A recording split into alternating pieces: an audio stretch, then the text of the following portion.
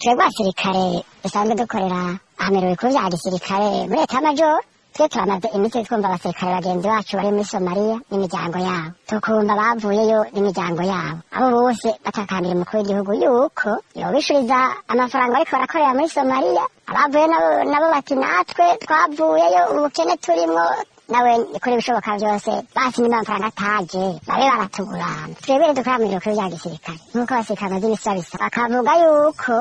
bafise amakenga ko amafaranga yoba yaraje mbwa ariko aracururishwa natwebwe ico tugifise ko amakenga yuko abasirikare batayabusema amafaranga yaje ari ngaha mu Burundi ubiravye turetse kudaca batanga umuco bati ntayaje reka tube turabagurana turetse kutavuga ati yaraje reka tuyabahe nuko nayakaswe umusirikare igisata catumberamwo twe tutakimenye mu gihe umusirikare wese na leta muronka ko akarusho canke ikigwanisho naco nyene kikariha amahera mugabo igisata ca ayo mafaranga catumberamwo